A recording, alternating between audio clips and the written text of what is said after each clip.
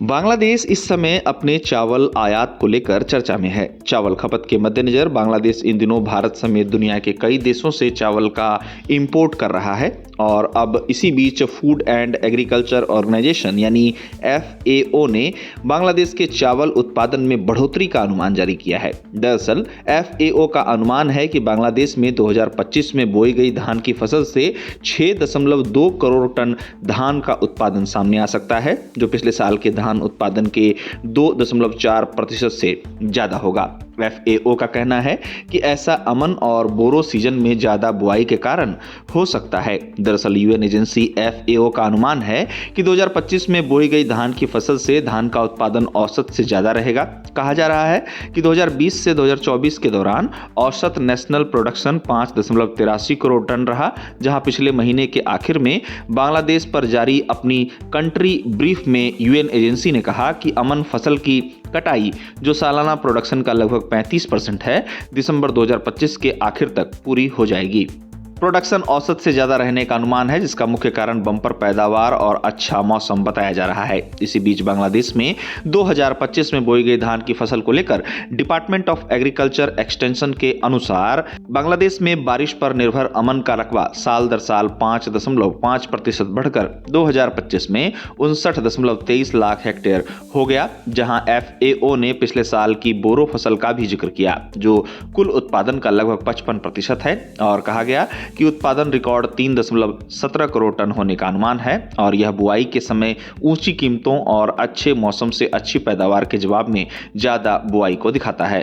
DAE के अनुमान से पता चलता है कि बांग्लादेश में बोरो का रकबा साल दर साल 3.35% बढ़कर 2025 में 50.5 लाख हेक्टेयर हो गया। आपको बता दें कि इसके साथ ही बांग्लादेश में चावल के घरेलू प्रोडक्शन में बढ़ोतरी के बावजूद UN एजेंसी ने औसत से ज्यादा अनाज के इंपोर्ट का अनुमान लगाया है। इस बात की झलक बांग्लादेश द्वारा लगातार आयात की जा रही चावलों की मात्रा में दिखाई देती है। हाल ही में बांग्लादेश की अंतरिम सरकार ने भारत से 2 लाख मीट्रिक टन पाराबॉइल्ड चावल के इंपोर्ट को मंजूरी दी है। बांग्लादेश इस समय चावल का आयात भारत समेत विभिन्न देशों से कर रहा है। बांग्लादेश के चावल आयात के पीछे का कारण उसकी खपत बताई जा रही है। अब बांग्लादेश के उस फैसले का भारतीय चावल निर्यातकों और मिलर्स ने स्वागत किया है, जिसमें बांग्लादेश सरकार द्वारा भारत से 2 लाख मीट्रिक टन पाराबॉइल्ड चावल के इंपोर्ट को मंजूरी दी गई है। बांग्लादेश के इस फैसले को भारतीय मिलर्स ने दोनों देशों के बीच व्यापार को मजबूत करने वाला और खासकर दक्षिण भारत में एक्सपोर्ट बढ़ाने वाला मौका बताया है। वहीं एक अन्य रिपोर्ट की माने तो विभिन्न देशों से चावल आयात कर रहा बांग्लादेश इस समय अपने चावल स्टॉक के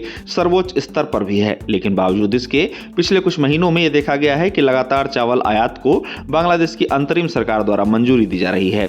अब बांग्लादेश के बाजार में अमन सीजन यानी जुलाई से अगस्त महीने के बीच की गई धान की बुआई का चावल पहुंच रहा है और किसान जरूरी बोरो सीजन के लिए खेत तैयार कर रहे हैं। पर बांग्लादेश सरकार ने प्राइवेट सेक्टर से नए चावल के इंपोर्ट को मंजूरी दे दी है, जिसको लेकर कहा जा रहा है कि इससे किसानों को कीमतों में संभावित झटके की चिंता सताने लगी है। साथ ही बांग्लादेश के किसानों और कृषि अर्थशास्त्रियों ने चेतावनी दी है कि जब देश में काफी सप्लाई है, तब इंपोर्ट की इजाजत देने से घरेलू धान की कीमतों पर असर पड़ सकता है। अमन किसानों को नुकसान हो सकता है और देश के सबसे बड़े चावल उत्पादक चक्र मौजूदा बोरो सीजन में खेती करने वालों की संख्या कम हो सकती है। अब बांग्लादेश सरकार के डेटा से भी पता चलता है कि बांग्लादेश के पास अभी चावल का अब तक का सबसे ज्यादा स्टॉक है। बताया जा रहा है कि बांग्लादेश के सरकारी गोदामों में अच्छा स्टॉक है और तुरंत सप्लाई का कोई दबाव नहीं है, पर फिर भी आयात लगातार जारी है, जिसने अब सवाल खड़े करने शुरू कर दिए हैं। बता दें कि 18 जनवरी को ही बांग्लादेश सरकार द्वारा 232 प्राइवेट कंपनियों को 2 लाख टन पाराबॉइल्ड चावल इंपोर्ट करने की मंजूरी दी गई है।